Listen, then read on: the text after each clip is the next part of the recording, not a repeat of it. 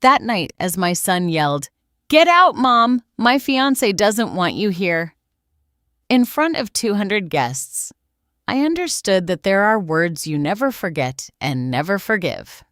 My name is Victoria. I am 57 years old, and this is the story of how a wedding destroyed a family but also saved my life. It was the most anticipated day. We had been planning everything for months. The ranch garden was full of white flowers. The band was playing since sundown.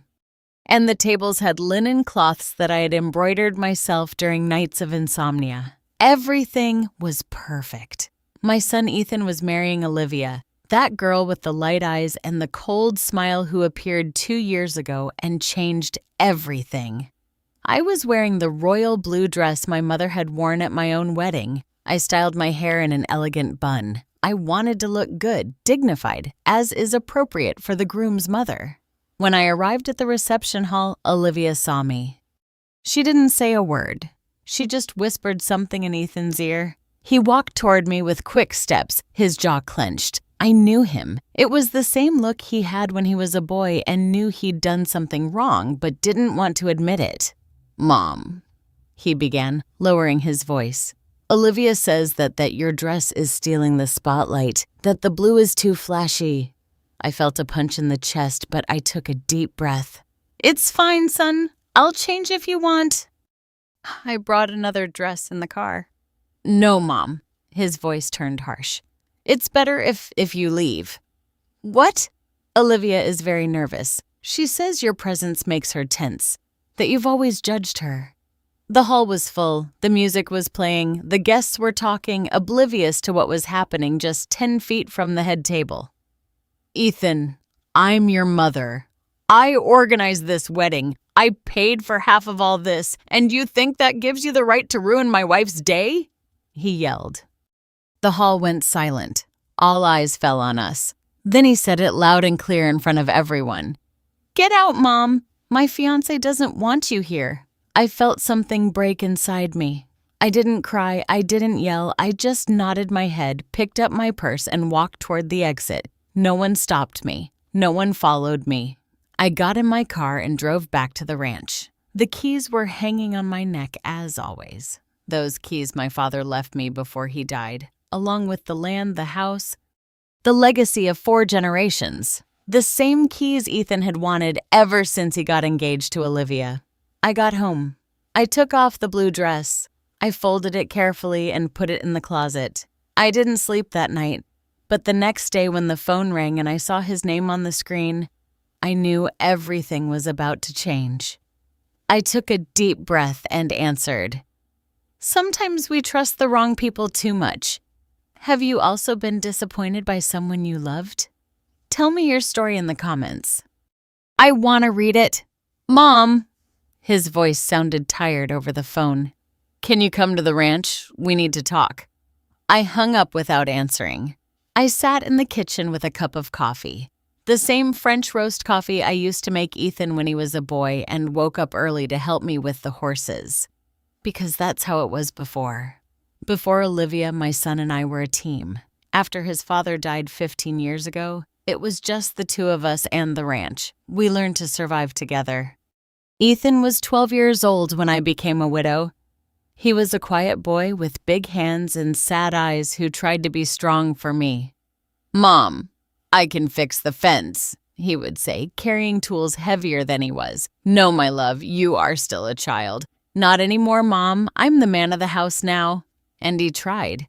God knows he tried. We grew up on this land together. He learned to herd cattle, to repair tractors, to negotiate with suppliers when I didn't have the strength to do it. He hugged me when I cried at night. When I missed his father so much, I felt like I couldn't breathe. "Everything is going to be all right, Mom. I promise." And he kept his promise. He became a man here within these adobe walls, under these oak trees that my grandfather planted. When he finished college in the city, he came back. "Mom, my place is here with you on the ranch." It made me so happy to hear that. We worked side by side. I kept the accounts. He took care of the livestock. In the evening, we would sit on the porch to watch the sunset with coffee and a donut. "You know, Mom," he would say, One day, my kids are going to grow up here just like I did. They're going to run through these same yards. They're going to learn to ride the same horses. I hope so, my love. I hope you find a woman who loves this land as much as we do. He would smile. I'm gonna find her. I promise you.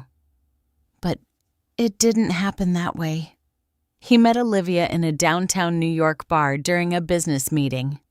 She was a successful modern business administrator. She wore high heels and expensive perfumes. She talked about investments and returns. The first time he brought her to the ranch, I saw the look of disappointment on her face. You live here?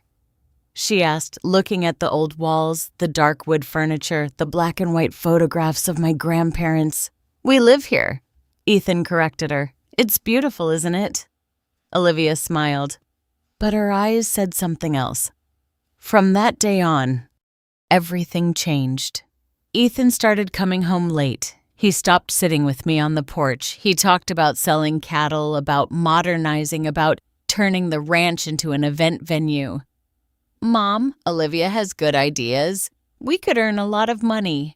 This isn't a business, Ethan. It's our home. It's both, Mom. And we have to be realistic. That word realistic, he had never used before.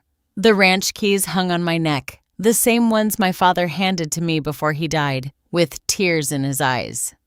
Victoria, this land is your inheritance. Don't let anyone take it from you, not even your son. At the time, I didn't understand why he said that. Now I did. The phone rang again. It was Ethan again. This time I answered. As I tell all this, I wonder where you might be listening to me. Write the name of your city in the comments. Mom, please. I need the ranch keys. His voice sounded different, colder, as if he were reading a script someone else had written for him. What do you need them for? Ethan? Silence on the other end of the line. I heard voices in the background. A woman's voice. Olivia. Olivia and I want to make some changes. Modernize a little. Maybe remodel the main living room. Change the old furniture. Those old pieces of furniture were made by your great-grandfather with his own hands. Mom, please don't start. Yesterday was enough drama. Drama? I felt my voice crack. You threw me out of your wedding and I was the dramatic one. You decided to wear that dress knowing that Ethan... That was your grandmother's dress, the same one she wore when she married your grandfather on that same ranch you now want to remodel. Another silence. Longer, heavier. Mom, things change. Traditions change. Olivia is right. We can't live in the past. Olivia is right. Those 3 words that began to define my son ever since he met her. When are you coming home? I asked, trying to change the subject. That's the point, Mom. Olivia and I are not going to live there anymore. We're going to stay in the city apartment. It's more practical for her job. I felt as if someone had sucked the air out of my lungs. But you said you were going to raise your children here, that this was your home. And it is. But I also need to build my own life with my wife. My wife! He no longer said her name with affection. He said it like someone signing a contract. So why do you need the keys? Because legally it's my house too, Mom. My father left it to me in the will. 50% for you, 50% for me. There it was, the truth, the fracture. His father had indeed left him half of the property, but the keys, the control, the administration, he left that to me. With a specific clause, Victoria will decide the future of the ranch as long as she has life and mental capacity. Ethan will only receive his share when she so determines. My husband knew me. He knew I would never sell. He knew I would protect this land even from our own son. If necessary. The keys stay with me, Ethan. Mom, don't be childish. We just want to make a few changes. Maybe rent the ranch for events, weddings, 15-year-old birthday parties. We could generate extra income, turn our home into a business. It's an opportunity. Olivia has already talked to an architect. We could expand the garden, build a new patio, put in an air-conditioned ballroom. No, no, no, Ethan. This house is not for sale. It is not available. It is not a project. But it's mine too. That scream, that tone, it was the voice of a stranger. Your father left you this land for you to protect it, not to exploit it. My father is dead, Mom. He's been dead for 15 years, and you keep living as if he were going to come back tomorrow. I fell silent. His words cut through me like knives. I'm sorry, Mom. I didn't mean— Yes, you did. My voice came out calm. Too calm. And that's fine. You're right. Your father is dead. And I have lived all these years taking care of what he loved. What he built, what he dreamed for you, Mom. But maybe you're right. Maybe it's time for everyone to live their own lives. What do you mean? I mean that the keys stay with me, that the ranch remains my responsibility, and that you two can build the life you want somewhere else. Are you kicking us out? No, I'm giving you what you asked for. Your space, your independence, your own life. I heard Olivia talking in the background, pressing, annoyed. Ethan answered her in a low voice. Mom, Olivia says, you're being selfish, that you're clinging to material things. That Ethan, I interrupted him. Yesterday, when you yelled at me in front of all those guests, when you asked me to leave your wedding, there was a woman sitting near me. I didn't know her, but before I left the room, she took my hand and said something to me. Do you know what she said? What she said?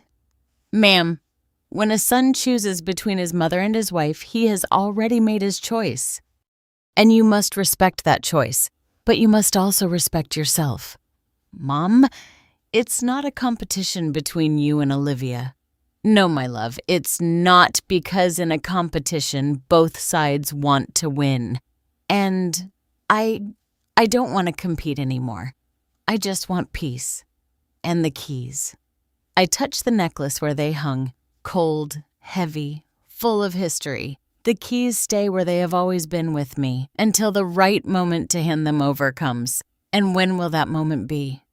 When you have a heart that deserves them. I hung up before he could answer. I sat in the kitchen for hours. The coffee cooled in the cup. The afternoon shadows began to fill the house. I walked through the empty hallways. I touched the adobe walls. I looked at the old photographs. My father in his cowboy hat. My mother with her silk shawl. Ethan as a child riding his first horse. In my husband's study on the wooden desk was the last letter he wrote me before he died. I had read it so many times I knew it by heart. Victoria, my love, if you are reading this, it is because I am no longer with you. Forgive me for leaving you alone with so much responsibility. Take care of the land. Take care of our son. But above all, take care of yourself. Don't let anyone make you feel less than you are. The strongest woman I have ever known. I love you always. That night, for the first time in 15 years, I didn't cry for my dead husband. I cried for my living son because there are pains that are worse than death, like watching someone you love turn into someone you don't recognize. The keys hung on my neck, and I knew that soon I was going to have to use them in a way I never imagined. Have you ever had to choose between love and self-respect? Tell me what you decided. Sometimes the most difficult decisions are the ones that teach us the most.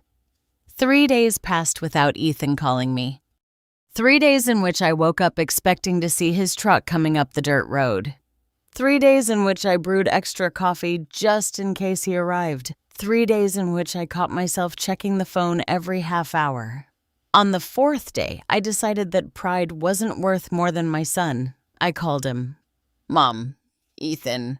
My voice trembled. Can we talk? Silence.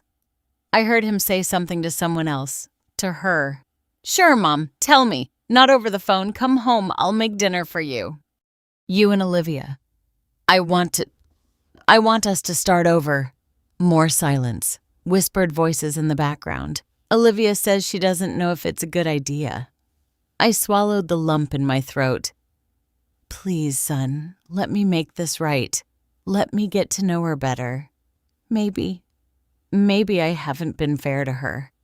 The words burned my mouth because I didn't mean them, but I needed to say them. Really, Mom? Really? Come tomorrow, I'll make meatloaf, the one you like, and apple cobbler for dessert. I heard his voice soften. My boy was still there somewhere beneath all those new layers. All right, we'll come tomorrow around 7. Perfect. I'll be waiting. I hung up and stared at the kitchen, the old iron stove where my mother taught me to cook, the clay pots I inherited from my grandmother, the hand-painted tiles we brought from New Orleans when we got married. Was I really willing to give in to trade my peace for his presence? Yes, I was, because that's what mothers do. We bend. We break. But we don't let go. I spent the entire next day preparing dinner. I kneaded the dough with my own hands. I cooked the turkey low and slow. I set the dining room table with the embroidered tablecloth, the wax candles, the china plates we only used on special occasions. I put on a simple beige discreet dress, nothing that could steal the spotlight from anyone. I put my hair up. I wore the pearl earrings my husband gave me on our 10th anniversary. The keys hung on my neck, hidden under the dress. At 7:10, they arrived. When I saw Ethan's truck park in front of the house, my heart sped up as if I were a child waiting for her father. How pathetic, I thought, but I couldn't help it. I went out to greet them. Ethan got out first. He was wearing a white shirt, dark jeans, his hair slicked back with gel. He looked handsome. He looked different, like an actor playing the part of my son. Olivia got out next. A tight wine-colored dress, high heels, straight, perfect hair, impeccable makeup.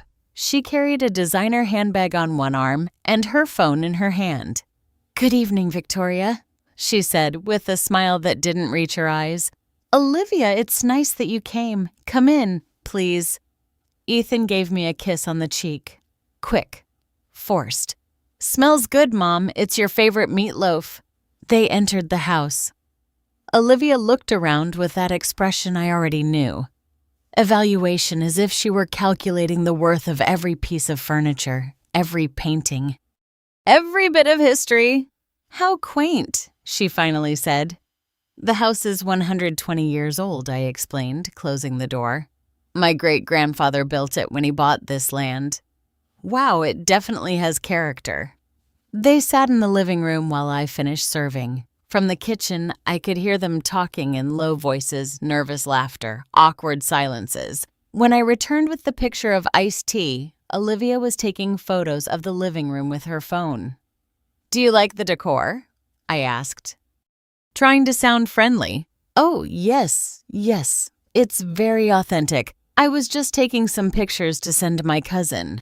She loves the vintage style. Vintage as if my life were a Pinterest trend." "Dinner is ready. Come to the dining room." We sat at the long wooden table, Ethan in his usual place on my right, Olivia across from him. I served the plates carefully, making sure everything looked perfect. "Enjoy," I said, sitting down. Ethan tasted the meatloaf. He closed his eyes. "God, Mom. No one makes meatloaf like you." I smiled. For the first time in days, something felt normal. "I'm glad you like it, my love." Olivia took a small bite. She chewed slowly. She put her fork down. "It's good. Although I can't eat too much seasoning. It irritates my stomach." "It doesn't have too much seasoning," I said. "But I can bring you something else if—" No, it's fine. I'll eat what I can." Silence. The wall clock ticked with a sound I had never noticed before. "Well," I finally said, "I wanted you to come because I want to apologize." Ethan looked up. Olivia did too. "I was unfair to both of you. With your wedding, with everything." The words came out mechanical, rehearsed. "This is your life, your marriage, and I must learn to respect that." Olivia smiled for the first time. A genuine smile. "Thank you, Victoria. That means a lot to me. To us." Ethan took my hand.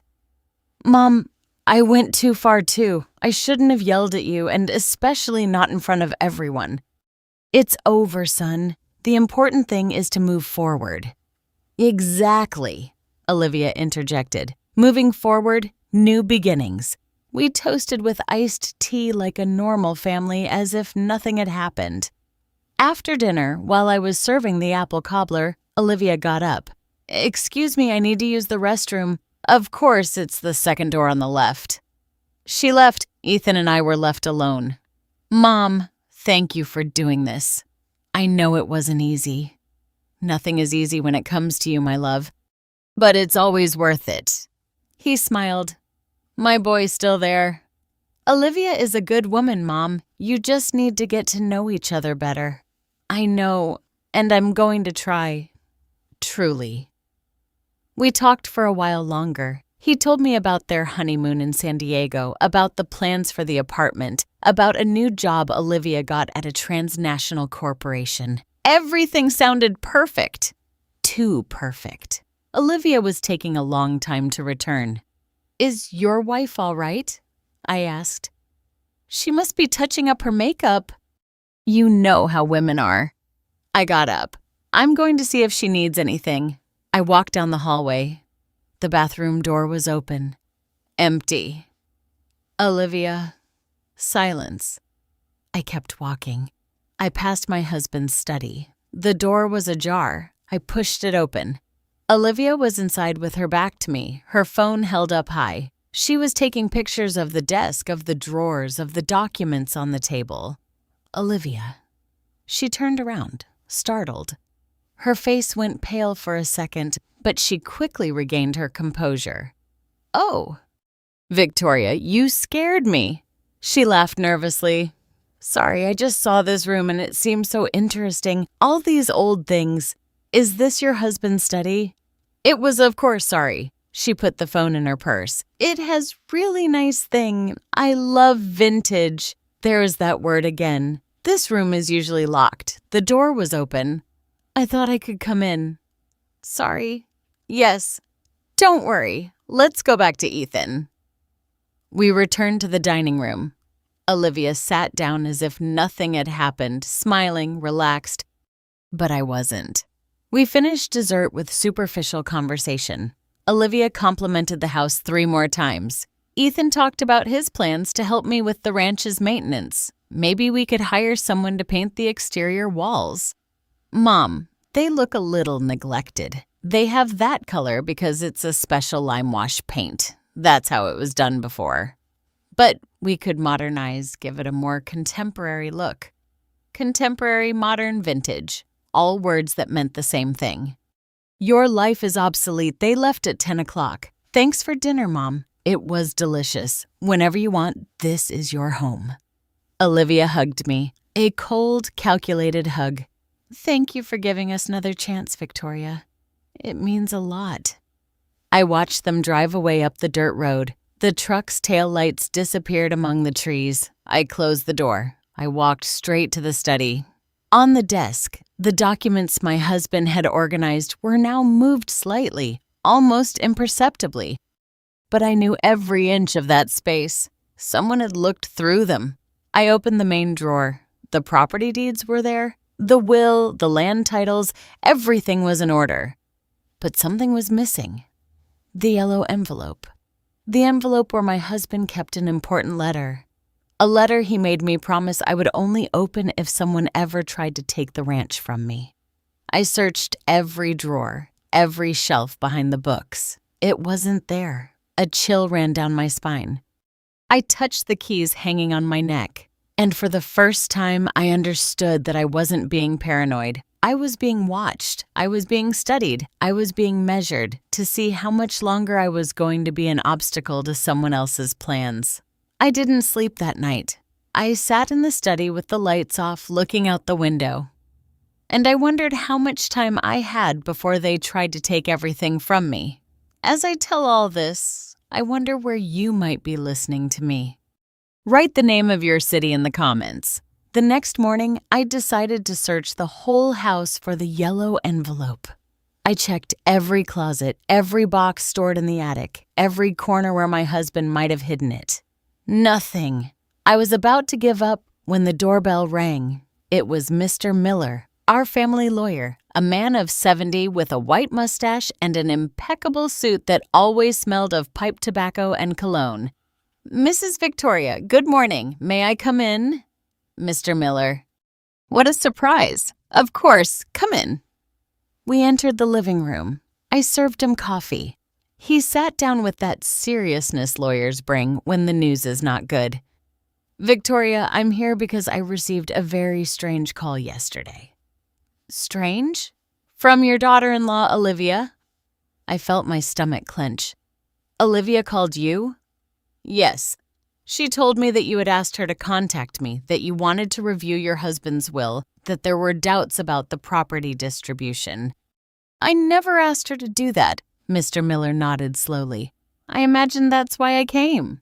"Victoria, that young woman asked me very specific questions. She wanted to know if Ethan's 50% was transferable, if he could sell his share without your consent, if there was any clause that gave you absolute power over the ranch." "And what did you tell her?" "I told her that information is confidential, that I can only discuss it with you or your son in your presence." She got quite annoyed. He took a sip of coffee. "Victoria, is something happening that I should know about?" I told him everything. The wedding, the yelling, the dinner, the photos in the study, the missing envelope. Mr. Miller listened in silence, frowning. "That envelope you mentioned was the one containing your husband's letter." "Yes." "Do you know what it said?" "I know your husband asked me to draft a document years ago shortly before he died, but he never told me what it contained. He only asked me to certify his signature and keep it in a sealed yellow envelope." "Do you have a copy?" "No. Your husband was very clear. Only one original in your hands." "He told me it was a protection, an insurance against what?" Mr. Miller looked at me with those tired eyes that have seen too many family tragedies.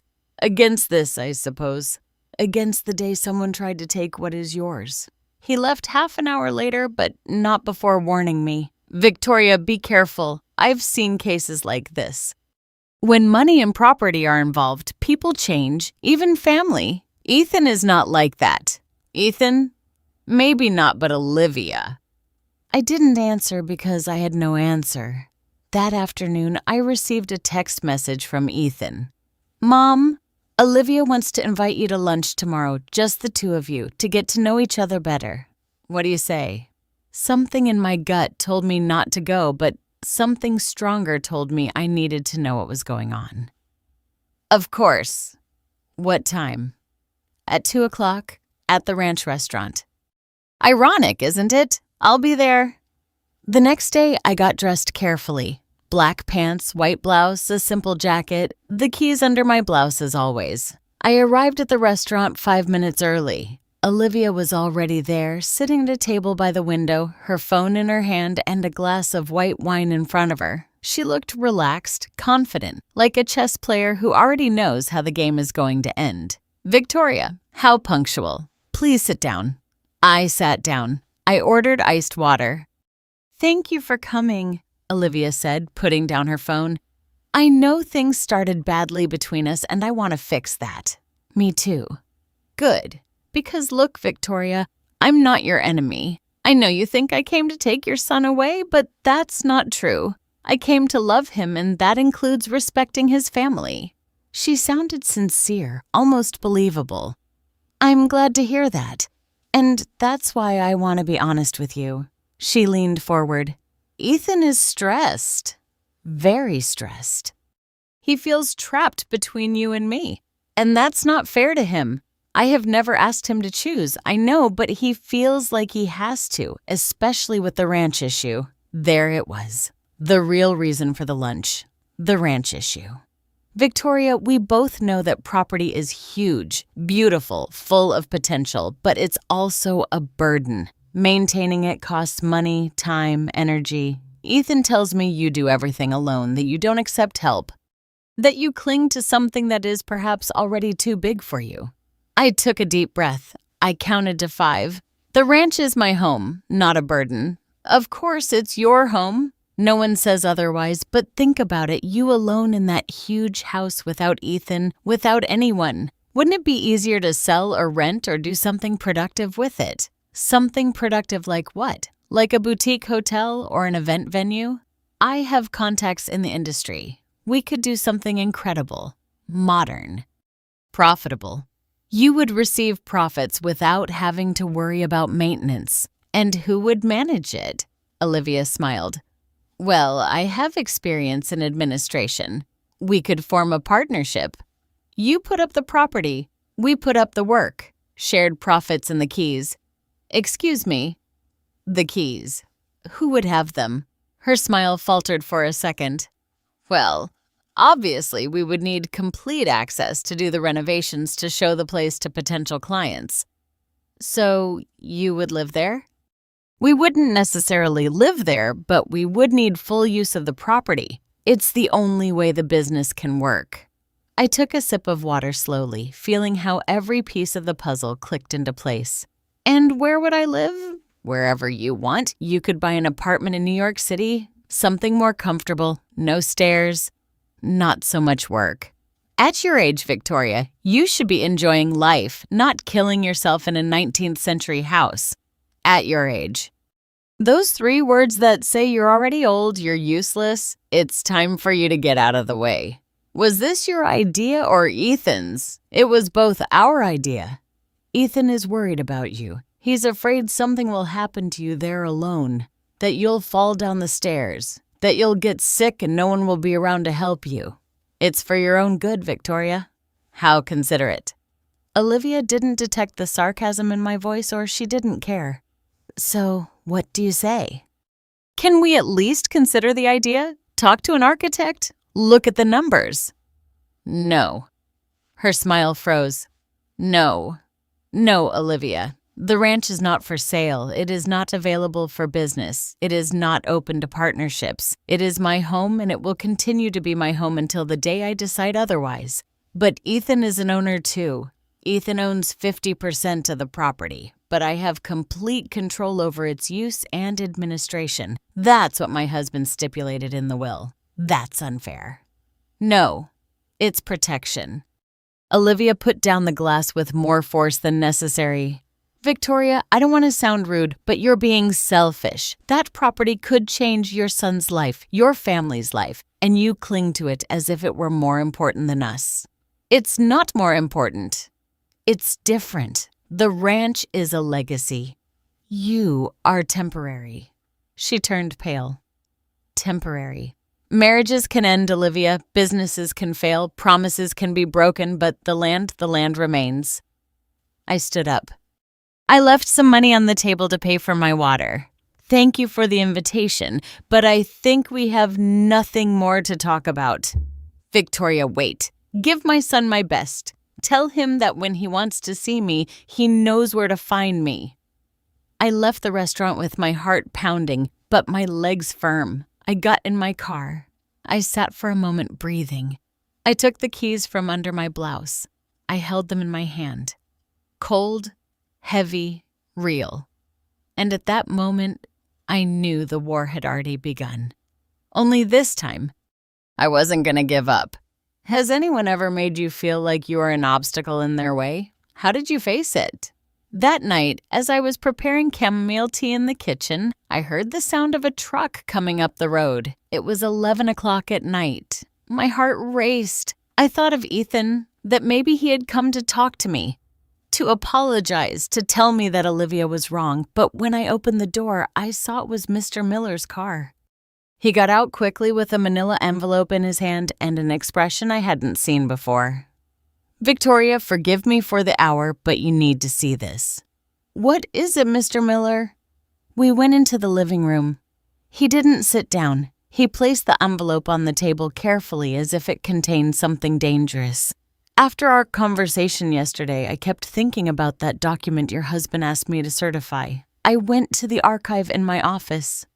I looked through all the old files and I found this. He opened the envelope. He pulled out a yellowed sheet with my husband's handwriting. It's a copy, the only one I made without him knowing.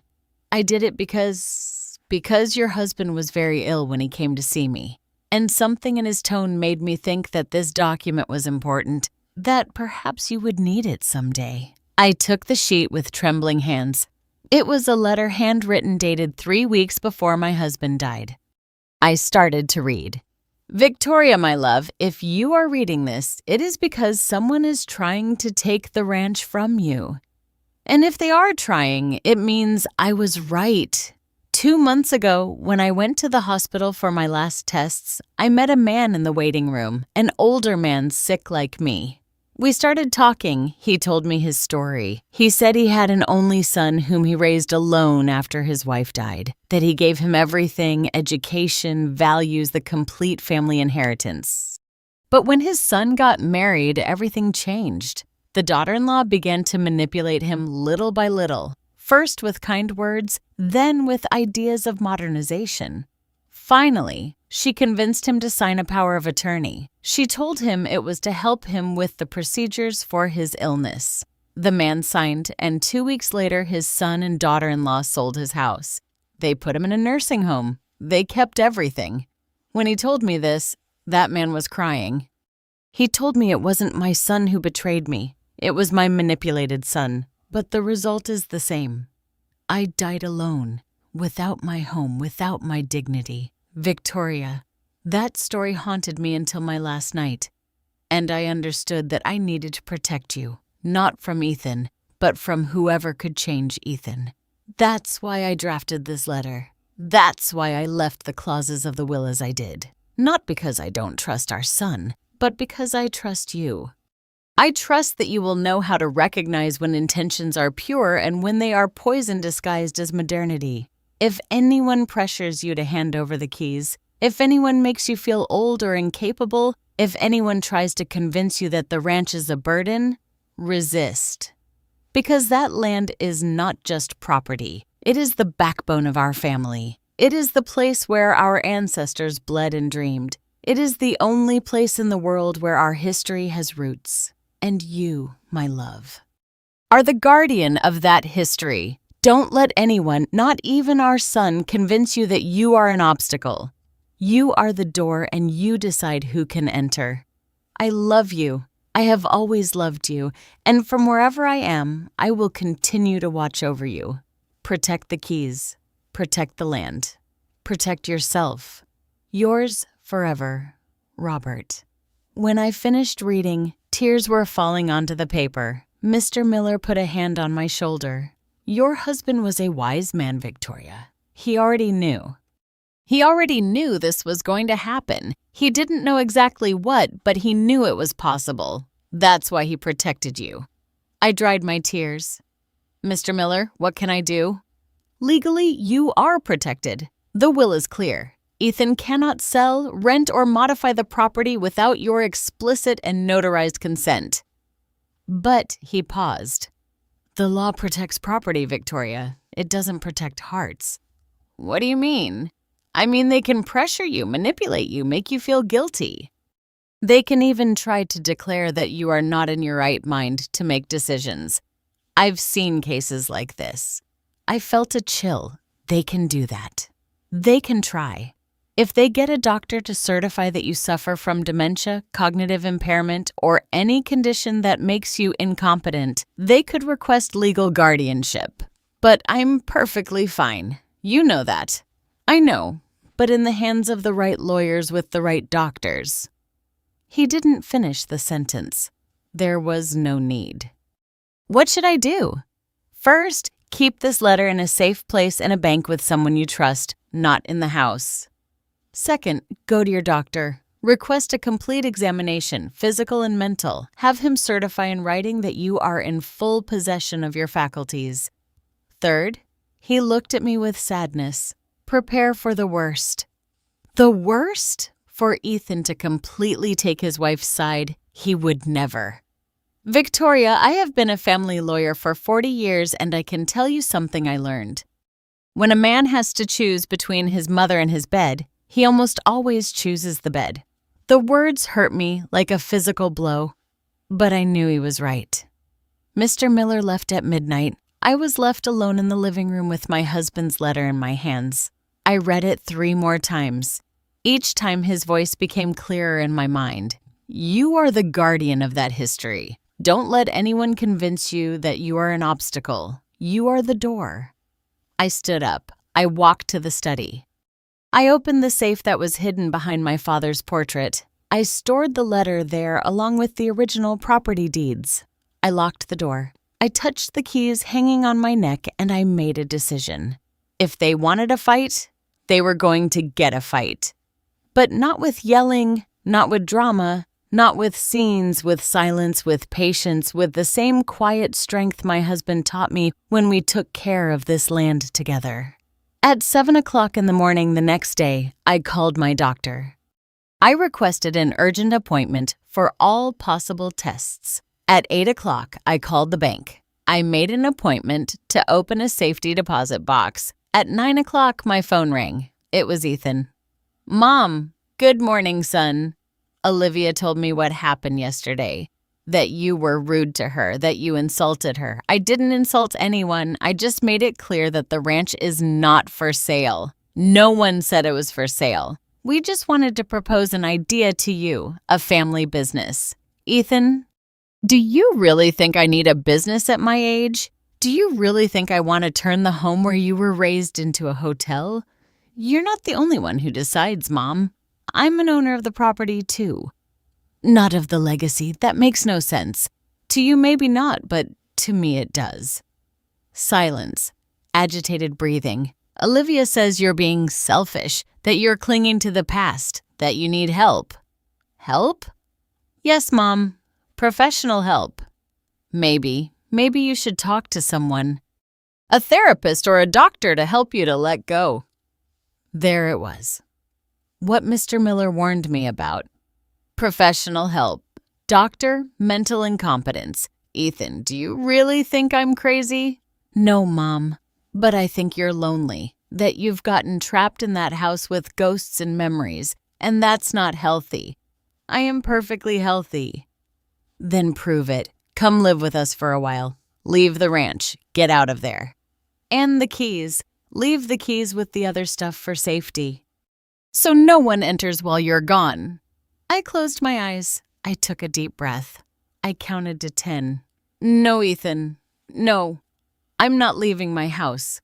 I'm not leaving the keys, and I'm not going to keep arguing this with you. Then I don't know what else to do, Mom. I really don't know how to help you anymore.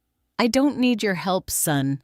I need your respect. I can't respect a decision that is hurting you. The only decision that is hurting me is yours. The one to choose a woman you barely know over the mother who raised you. You're starting again. It's always the same with you. Either I'm with you or I'm against you.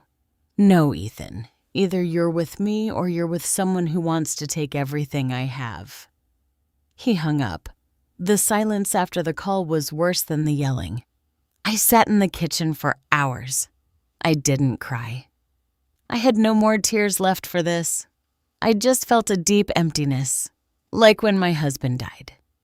Like when I understood I was alone in the world. But this time was different. This time I wasn't a widow. I was orphaned of a son, and that hurt in a way I never imagined possible. That afternoon I went to the bank.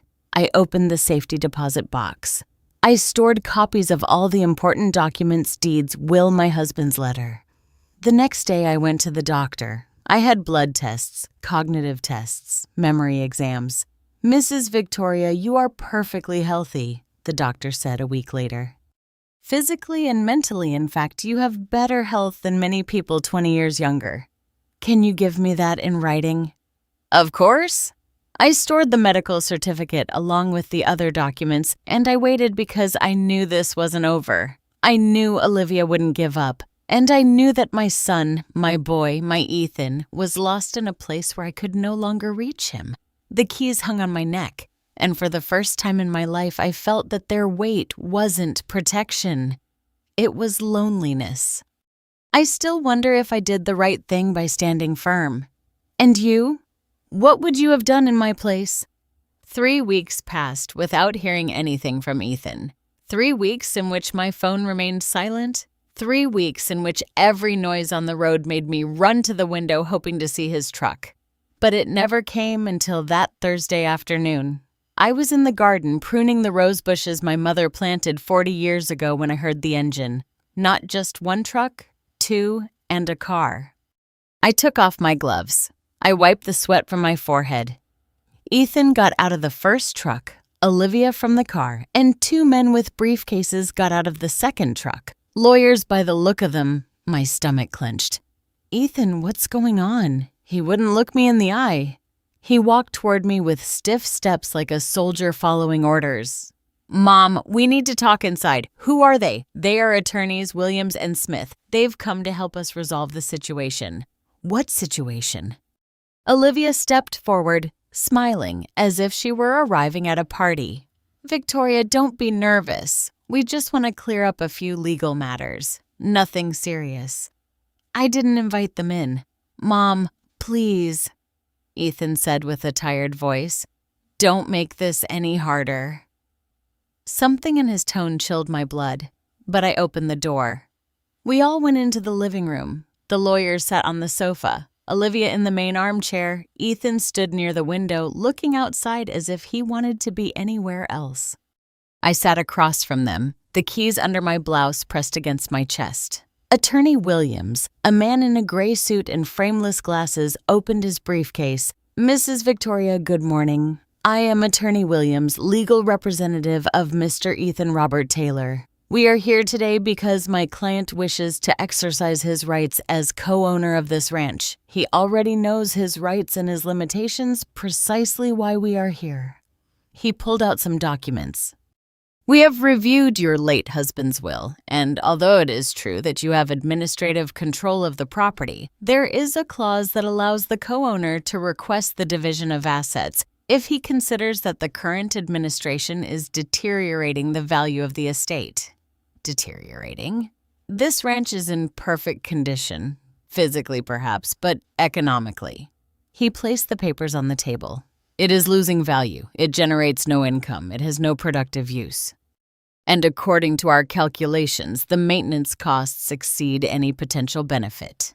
This is my home, not a business. Legally, ma'am, it is both. A private property with commercial value, and my client has the right to request that this value be protected. I looked at Ethan. He was still standing with his back to me, looking out the window. Ethan, did you ask for this? He didn't answer. Olivia did it for him. Victoria, Ethan only wants what's best for everyone, including you. Look at this place. It's huge, old, hard to maintain. You are alone here. What if you get sick? If you fall, if something happens to you and no one realizes it until days later? I have a phone. I have neighbors. You are 57 years old, Victoria. And even if you are healthy now, how many more years will you be able to handle this? 5, 10? And then what? Are you going to let this property deteriorate until it's worth nothing? It is worth more than you can understand. Not everything is measured in money. Attorney Smith, younger with a condescending smile, intervened. Ma'am, no one is questioning your emotional attachment, but we must be realistic. This property has a market value of approximately $3 million. If it were sold, it is not for sale. Or if it were rented for events, it could generate between $30,000 and $50,000 monthly. That's more than $500,000 a year. Money that could benefit the whole family. I am not interested. Not even for your son's future, for your future grandchildren. The word grandchildren hit me like a fist. I looked at Olivia. She was smiling. She knew exactly which button she had just pressed. Victoria, I'm 3 months pregnant, Olivia said softly. Ethan is going to be a father. You are going to be a grandmother. The world stopped. What? Ethan finally turned around. His eyes were red. It's true, Mom. That's why we need to think about the future, about providing for our child, about giving him stability. I didn't know? Why haven't you wanted to know? Why have you been so busy fighting with us that you haven't realized what's going on? Tears began to burn my eyes, but I didn't let them fall. Congratulations, son. Truly then understand, Mom. This isn't just about you and me anymore. It's about my child, your grandson. And he deserves to have parents who aren't stressed about money, who can give him an education, opportunities, a future, and I'm preventing that. You're not preventing it. You're just making things harder than necessary. Attorney Williams spoke again. Mrs. Victoria, my client is willing to reach an agreement. We don't want to go to court. We don't want to make this ugly. But if you do not cooperate, we will have to request the forced division of assets from a judge. And in that process, many things can come to light. Things that you might not want to be public. What things? Your age, your condition of living alone. Your refusal to accept help. A judge could interpret that as senile stubbornness. They could question your capacity to make rational decisions. There it was. The threat Mr. Miller had warned me about. I have medical certificates that prove I am in full possession of my faculties, certificates that you requested recently, which to a judge might seem suspicious, as if you knew you were going to be questioned, as if you were preparing to defend yourself against something. I stood up. Enough. Everyone out of my house. Mom, I said, out. My voice came out stronger than I expected. This is my house, and as long as it is, I decide who comes in and who goes out. Olivia also stood up, her hands on her barely visible belly. Victoria, think about your grandson. Do you really want him to grow up knowing that his grandmother preferred an old house over his future? I want him to grow up knowing that his grandmother had dignity, that she didn't sell her soul or her history for money. It's not just money, Ethan yelled. It's my inheritance. It's what my father left me, and you're taking it from me.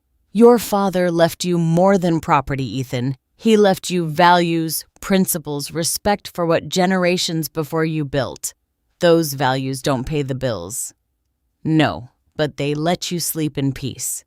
Ethan walked toward me. His face was red, his fists clenched. Give me the keys, Mom. No. Give me the damn keys. The scream echoed throughout the house. The lawyers looked uncomfortable. Olivia put a hand on Ethan's arm. Honey, calm down. It's not worth it. But he was out of control. I've been patient with you. I've tried to talk. I've tried to reason, but you don't listen. You never listen. It's always what you want, what you decide, what you need. And what about me? Don't I matter? You matter more than anything in the world. Then prove it. Give me what's mine. Give me my inheritance. Give me my future. I took off the necklace with the keys. I held them in my hand. Ethan extended his, expecting them. But instead of giving them to him, I pressed them against my chest. These keys are not your future, Ethan. They are your past. And until you understand the difference, you won't have them. His face contorted with fear, with rage, with pain, with something I couldn't identify. Then this is over. His voice came out cold, flat. I don't have a mother. The words pierced me like bullets. Ethan, a mother who loves her son more than a property doesn't do this. So, you choose. Either you're on my side or you don't have a son. Don't make me choose that. I already chose for both of us. He turned to the lawyers. Prepare the papers. We're going to court. I want the division of assets. I want to sell my part, and I want her out of that house. Ethan, please, you will hear from our lawyers. He walked toward the door. Let's go, Olivia. Olivia looked at me with something that resembled pity, but behind her eyes, I saw triumph. I'm sorry, Victoria. Truly. They all left, the lawyers first, then Olivia. Finally, Ethan. He didn't look back. He didn't say goodbye. He just got into his truck and drove away. I stood at the door with the keys in my hand, watching the 3 vehicles drive away up the dirt road. When the dust settled and the silence returned, I closed the door. I walked to the living room. I sat in the same armchair where my husband used to sit and read the newspaper every morning. And there, finally, I allowed myself to cry. I cried for my son, for the boy who used to hug me and tell me everything was going to be all right, for the man who was supposed to protect this legacy, not destroy it. I cried for the grandson who was about to be born, who would grow up without knowing me, without knowing where he came from, without understanding what his ancestors sacrificed for him to exist. I cried for my husband for not being here to help me, for leaving me alone with such a heavy burden. And I cried for myself, for the woman who had just lost her only son, for defending what was right. But when I finished crying, I dried my tears, stood up, and hung the keys around my neck again.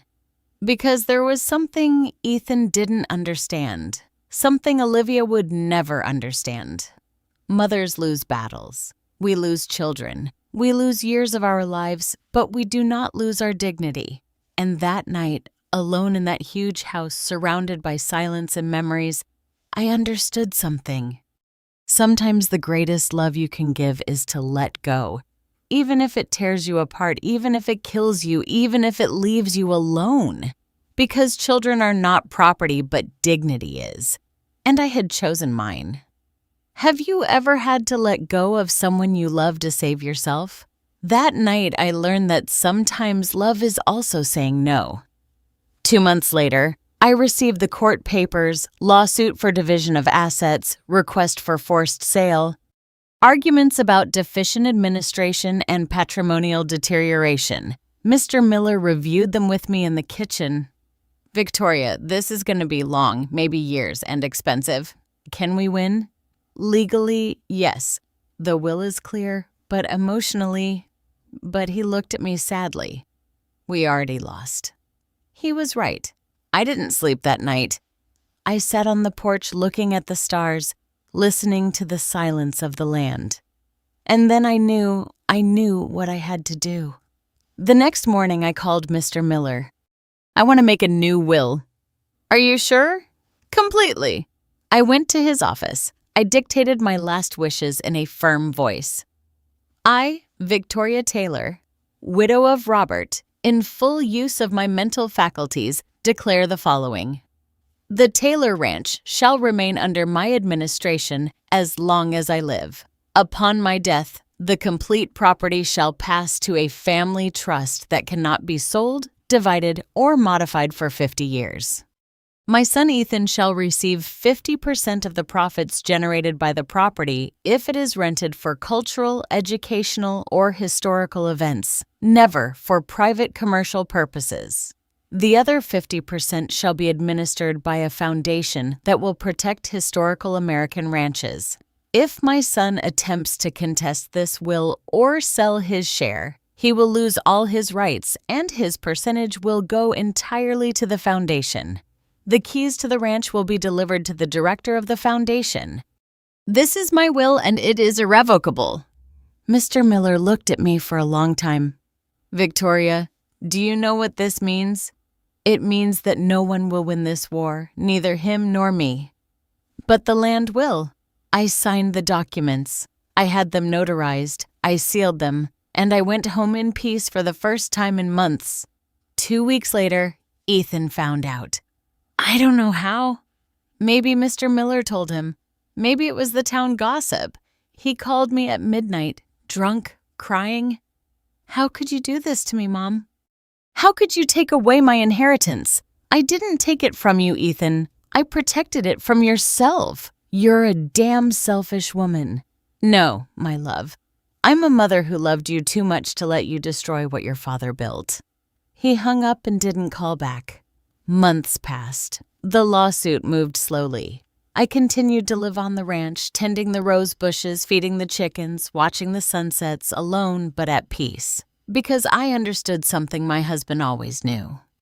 The land doesn't need you to defend it with yells. It defends itself with time, with patience, with the silent justice that only nature knows how to give. And I just had to wait. The keys hung on my neck. They no longer felt heavy. They were just keys and I was free. Sometimes the best revenge is not revenge. It's protecting what you love and letting time do its work. 2 years passed. 2 years in which I lived on the ranch, taking care of the land, waiting without expecting. The lawsuit had stalled. Ethan's lawyers couldn't do anything against my new will. It was legal, irrevocable, perfect. Mr. Miller visited me every month with updates, always the same.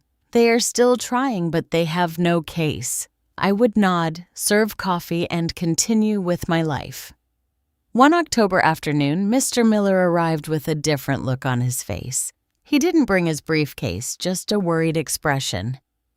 "Victoria, there's something you need to know. What happened?"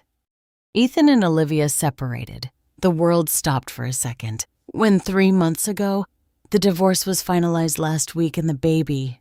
Olivia kept full custody. She went to live in Dallas with her family. Ethan has supervised visits every 2 weeks.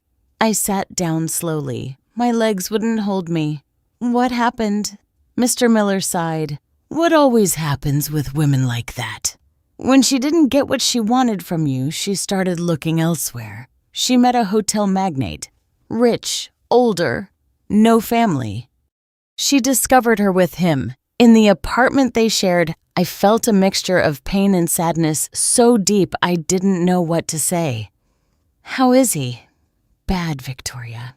Very bad. He lost his wife, his son, his job, everything, his job. He resigned. Or was he fired? I don't know for sure, but he's living in a cheap motel near the city alone, drinking too much, they told me."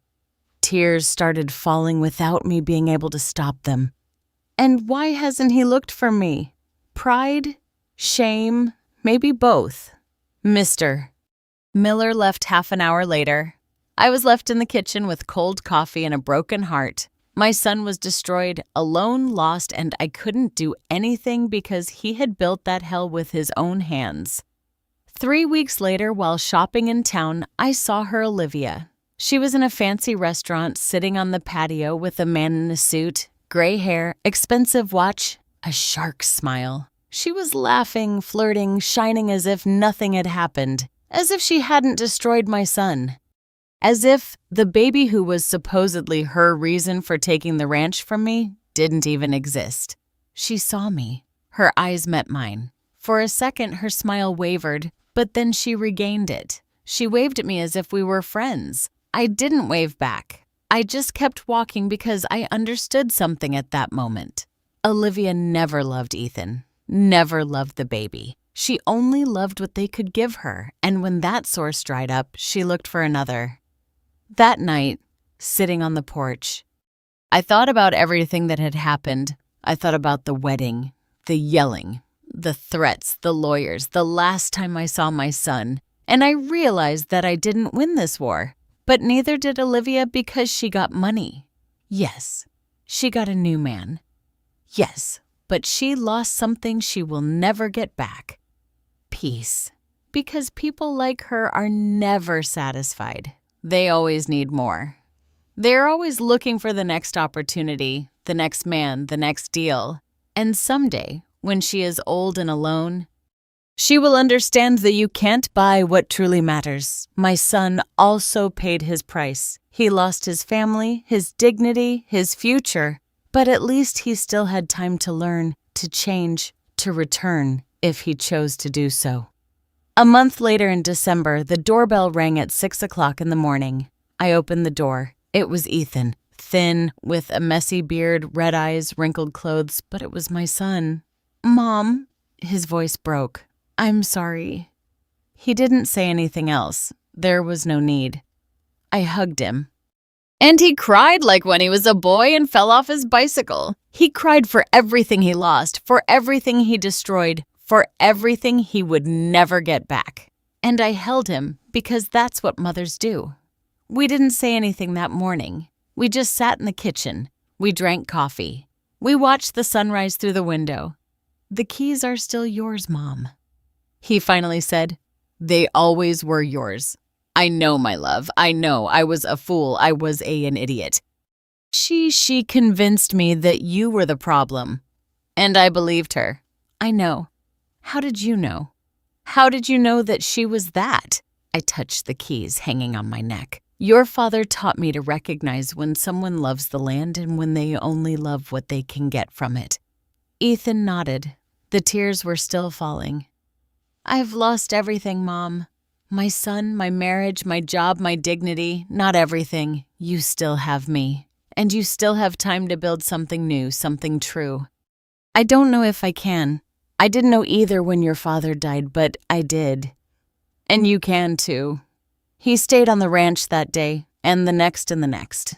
We didn't talk about the lawsuit. We didn't talk about Olivia. We didn't talk about the keys. We just worked together like before. We fixed fences. We fed animals. We watched sunsets, and slowly my son began to return. Not the man who married Olivia, but the boy who once promised to take care of this land. Life always collects its debts. Olivia will be charged with the loneliness of living without roots, without history, without true love. Ethan was charged with pain and loss, but it also gave him a chance to learn, and me. I was charged with years of silence and tears, but I was paid with dignity, and that in the end was worth more than everything. Life always finds a way to put everyone in their place, not with revenge, but with truth. Have you seen how karma does its work? 5 years have passed since that morning. Ethan knocked on my door asking for forgiveness. Today, I am 62 years old. My son is 38, and my grandson, whom I finally met 6 months ago, is 4.5 years old. His name is Robert, like his grandfather. He doesn't live with me. He lives with Olivia in Dallas. But every month when Ethan goes to pick him up for his visits, he brings him to the ranch. And when that boy runs through these same yards where his father ran, when he climbs the same trees, when he sits with me on the porch to drink hot chocolate, I understand why it was worth resisting. Ethan lives in town now. He works in a mechanic's shop. He earns little. He lives in a small apartment, but he is sober. He is in therapy. And he is learning to be the man his father wanted him to be. The lawsuit ended 3 years ago. Ethan's lawyers withdrew the lawsuit when he returned. Mr. Miller helped me modify the will one last time. When I die, the ranch will belong to Ethan completely. No trusts, no foundations, but only if he proves for 10 consecutive years that he can take care of it without selling it, that he understands its value beyond money. If he fails, everything goes to Robert when he turns 25 years old. Do you think I can do it, Mom? Ethan asked me when we signed the new documents. I don't know, my love, but I want to give you the chance to try. Olivia remarried last year to that hotel magnate she met. They live in a modern mansion. They travel the world. They post perfect photos on social media. Sometimes I see those photos and I wonder if she is happy. I don't think so, because I've learned that happiness doesn't come from having more. It comes from needing less. And she will always need more. I saw her one more time 2 years ago when she came to drop off Robert for summer vacation. She got out of her imported car in designer clothes with dark sunglasses that hid more than the sun. She looked perfect as always. But when she took off her glasses to talk to me, I saw something in her eyes I had never seen before. Emptiness. Victoria, she said with a smile that didn't reach her eyes. The ranch looks good. You're still here. I'm still here. It must be quiet being alone without worries. It is quiet, I said, because I am where I belong. Something in my tone made her blink. I am also where I belong, she said quickly. My husband and I are very happy, very successful. We just opened our 3rd hotel. I'm glad to hear that. Awkward silence. Robert ran toward me, shouting, Grandma! With that pure joy that only children have. I hugged him. I lifted him up. I spun him around. When I put him down, I saw Olivia looking at us with a strange expression, almost like envy. Take good care of him, she said, getting into her car. I'll be back in 2 weeks. She left without saying goodbye to Robert, without hugging him, without telling him she loved him. Because some people never learn that love isn't bought. It's built with time, with presence, with sacrifice. My son is learning it slowly, painfully, with mistakes. But he is learning it. A month ago, while we were working in the garden together, he told me something I will never forget. Mom, Now I understand why Dad left you the keys. It wasn't to control me. It was to protect me from myself. I touched the keys that still hang on my neck. Your father was always wiser than me. No, Mom. You were wise together. And I was the fool who took too long to understand it. I hugged him. My boy, my man, my son. It's never too late to learn, my love. Today, as I write this in my mind, sitting on the same porch where I have spent half my life, I see Robert playing with the chickens. I see Ethan repairing the fence by the corral. I see the trees my grandfather planted. I see the adobe walls my great-grandfather built. And I understand something that took me 62 years to grasp. Life is not about winning or losing. It's about protecting what we love, even when it costs us everything. It's about knowing when to resist and when to let go. It's about understanding that true love does not demand. It gives, but it also sets limits. I was once called selfish, stubborn, a bitter old woman clinging to the past. Maybe they were right about some things, but they were also wrong about the most important thing. I wasn't clinging to the past. I was protecting the future. The future of that child who now runs free on this land. The future of my son who is learning to be a man. The future of all the generations that will come after me. The keys that hang on my neck are no longer just metal and rust. They are history. They are resistance. They are proof that a woman alone with no weapon but her dignity can defend an entire world. Olivia got her rich businessman, her mansion, her perfect life. But I have something she will never have. Peace. The peace of knowing that I did the right thing, that I did not sell out, that I did not betray those who came before or those who will come after. And that peace is priceless. If my story helps even one woman open her eyes, set boundaries, and defend what is hers, no matter who tells her she is wrong, then everything was worth it. The yelling, the tears, the years of loneliness, everything. Because in the end, life always finds a way to bring justice. Not with revenge. Not with screaming, but with time, with truth, with natural consequences that arrive when we least expect them. Olivia learned that money doesn't buy love. Ethan learned that some things are worth more than inheritance. And I learned that letting go of someone you love doesn't mean stopping loving them. It means loving them enough to let them fall, so they can learn, so they can grow, even if it tears you apart. My name is Victoria. I am 62 years old. And this was the story of how I lost my son to save us both. The keys are still with me, and they will stay here until the right moment comes, because now I know something I didn't know 5 years ago. The right moment is not when I decide it. It is when my son is ready to receive them. And that day, I will rest in peace, knowing that the land that saw me born, that saw me cry, that saw me resist, will be in the right hands. Thank you for listening until the end. If this story touched your heart, share it with someone you love. Sometimes a story like this can change an entire day. God bless you, and until next.